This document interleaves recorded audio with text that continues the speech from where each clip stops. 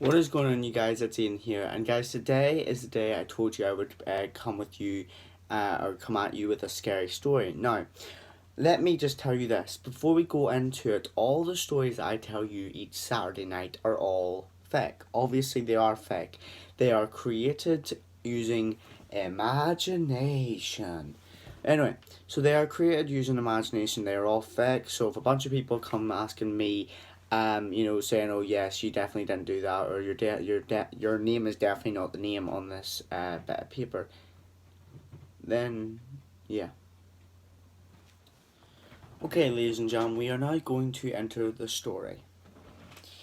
The main character of this story is American. My name is Dan, short for Daniel, but you can call me Dan anyway. I'm a pizza guy that has been living in LA, Los Angeles. I work at a pizza shop, and I get the afternoon shift at 3 p.m., and it lasts to 10 p.m. However, when it hit 10 p.m., just the last minute before 10, I got a call from an old lady, around 70-ish, and an old man who I could hear in the background of the call. They ordered a pie and a pizza and a Diet Coke. I asked my boss if I could skip this one because my shift was already over, but he said if I did this last shift, he would pay me double of what I already get on a Friday night. So I headed out 10 miles from the pizza shop. The woman and the man lived in a suburban quiet area of LA, one that I was not very happy with because I was not the kind of guy to be living or the kind of guy to go out into the quiet places of my city. I exited the car, and standing right in front of me was a house that looked damn near just dirty. Dirty, and that it hadn't been cleaned for years. The grass was tall. The wood that made up the porch looked old. However, I went up to the doorbell anyway. I rang the doorbell, which didn't work at the first time, but I had to press it in again. I heard muffling coming in from inside the house, and I had to ring the doorbell 3 more times until an old woman in her 70s, the woman that probably was on the call, answered the door. She greeted me with a soft, but expected, "Hello." Being the polite pizza guy that I was at my age of 18, living in LA, I simply said, "Hello, pizza guy? One pie, one pizza, and one Diet Coke?" She then looked at me with a very strange looking grin, as if to say I was going to kill you.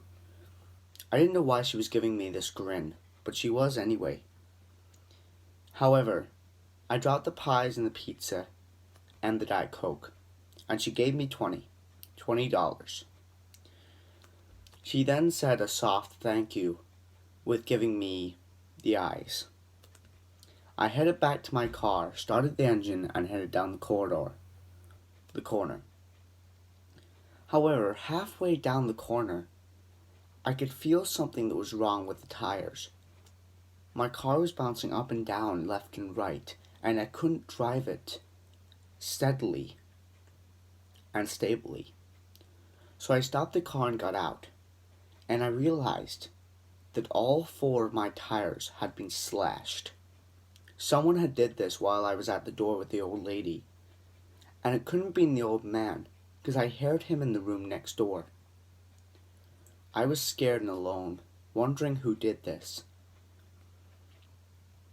So I got back in my car, locked all the doors, and called 911, but realized my phone was on 1%, which gave me the creeps. What made it worse was when I looked around, I was only a couple of yards from that house. So whoever did this was still in the house. My phone worked just long enough for me to call the operator. I told the woman on the other end of the line what exactly had happened and how it happened. They said they would be there in 15 minutes. Being LA cops, I knew they were going to be late. I didn't really like cops that well. However, 5 minutes into waiting, I looked in my rearview mirror and saw a 7-foot silhouette of a man standing at the corner of the driveway of that house. It couldn't have been the old man or the old lady, because they were about my size and my height. Whoever this man was, he gave me the creepiest grin of my life. But finally, out of the blue, I could hear the sirens, and I felt relief. Running into the woods because the man was getting closer, I heard the police come across my car.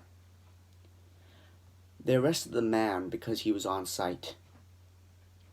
I came out of the woods screaming and panting like a dog, telling them what had happened. 2 weeks after that, when I was in my house having a cup of tea on a Saturday morning, and yes, it took them 2 weeks to discover this, they discovered that the address the woman and the man had used was actually a vacant address. The old woman and the old man were planning to kidnap me.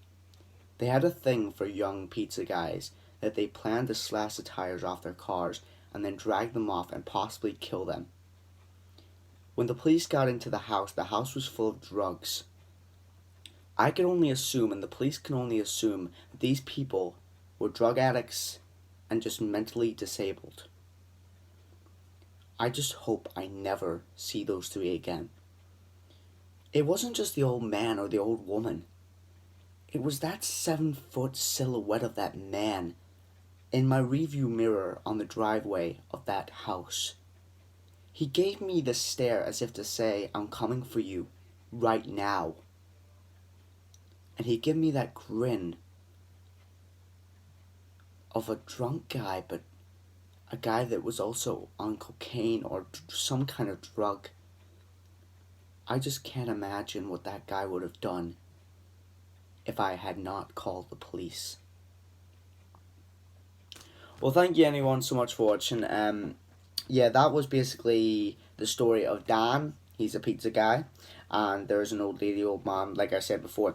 If you guys did like this scary story, if you guys did like my portrayal of Dan, then please do give me a like. This is my first scary story. There will be more coming each Saturday.